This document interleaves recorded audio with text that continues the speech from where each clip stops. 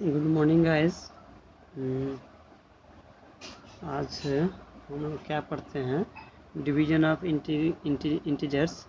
Previous class we have also studied multiplication of integers, और मैं उसका कुछ क्वेश्चन भी आप लोगों को बना के दिखा दिया था। आज इससे डिवीजन से रिलेटेड जो पॉइंट्स हैं, जो इम्पोर्टेंट फैक्ट्स हैं और जो इसका प्रॉपर्टीज़ है, वो मैं आपको थोड़ा थोड़ा बता देता हूँ।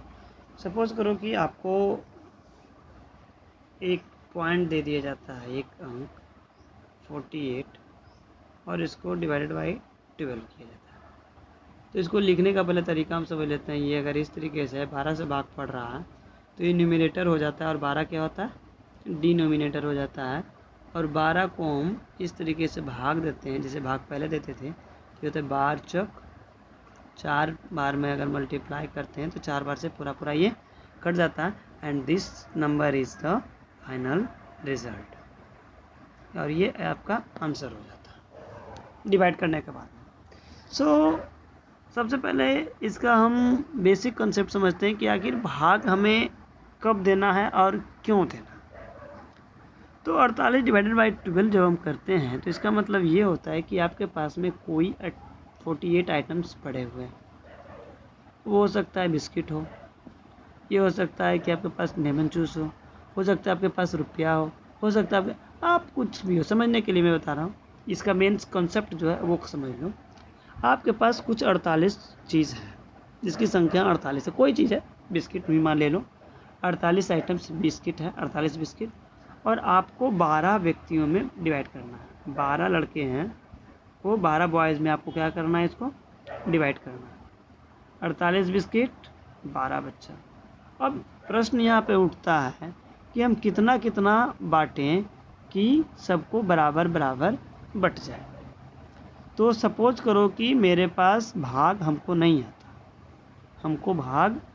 आता है, तो भाग कैसे करेंगे हम? 1 2 3 4 5 6 7 8 9 10 11 12, ये 12 बच्चा हम लेंगे। हमको भाग नहीं आता है और भाग की प्रक्रिया हम नहीं जानते हैं, तो हमको कहेगा बांटने के लिए, जो कोई अनपढ़ बच्चा हो उसको कहेगा कि 12 बच्चा है हम लोग रे, इसके में 48 को बिस्कुट को बांटो। कई को बांटोगे जिसमें बराबर बराबर होना चाहिए। बच्चा कहेगा कि हम नहीं जानते हैं। लेकिन जो उसमें से तेज बच्चा होगा वो कहेगा कि नहीं जानते हैं, फिर भी क्या हुआ, सबको लाओ पहले एका को बांटेंगे। तो सबको एका को बांटता है।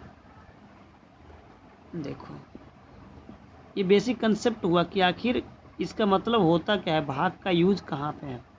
एक को जब बांटता है तो फिर उसके पास में अभी भी बिस्कुट बचा हुआ, फिर से एक को बांटता है।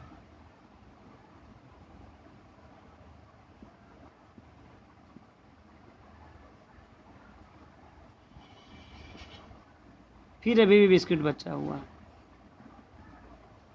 फिर बांटा। अब सब आदमी को 3 बिस्कुट हो चुका है, 3 बिस्कुट हो गया। अब और एक के लिए अभी भी बिस्कुट बचा हुआ है, फिर अभी 4 कर रहा है।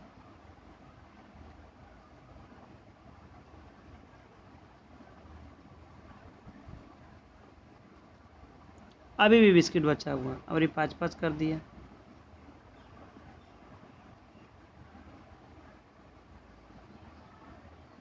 अब ये एक और बचा हुआ है, फिर बांट दिया।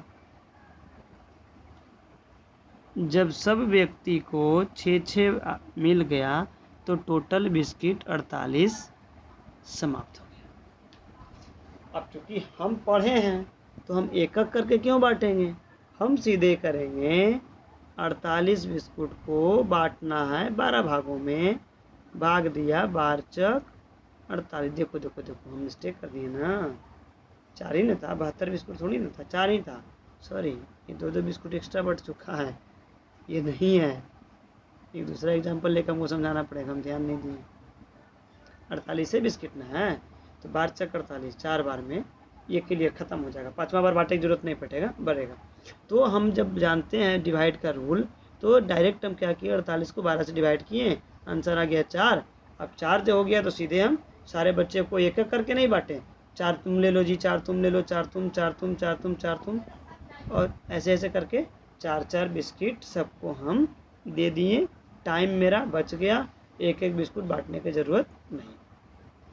तो इसे कहते हैं भाग। समझ में आया? वो दो गलती लिया गया था, थोड़ा ध्यान कर लेना। वो चूँकि मैं थोड़ा सा कंफ्यूज हो गया, शायद हमें लगा कि 72 है, इसलिए मैं 6 बार उसको बांट दिया। अगर 72 बिस्कुट होता तो वो 6 चलता तब आता। क्लियर? तो भाग का मतलब ये हुआ। अब भाग का ये मतलब हुआ, और तो इसका कंसेप्ट थोड़ा सा और समझते हैं कि क्या होता है, भाग कैसे दिया जाता है, ये मैंने बता दिया।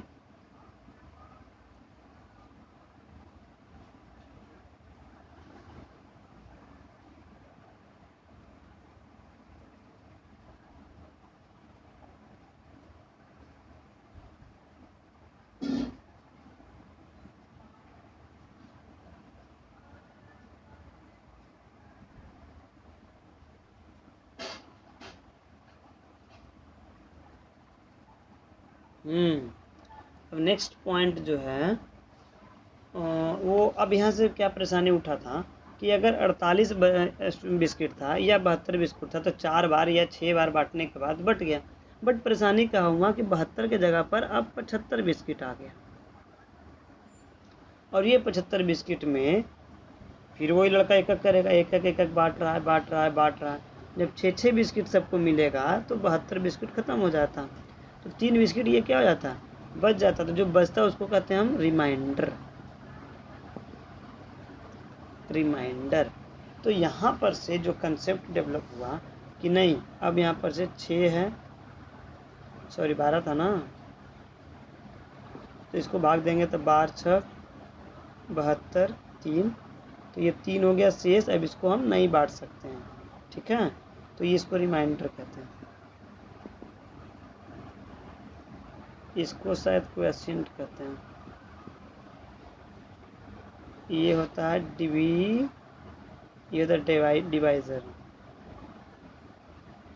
इसको शायद डिवीजर, याद नहीं आ रहा है इसको क्या कहते हैं, ठीक है। तो ऐसे भाग पड़ता है। अगर कोई निगेटिव हो, सपोज करो कि कोई संख्या निगेटिव में हो, लंबा चैप्टर खींचेगा, पॉइंट्स इसमें बहुत ज़्यादा है।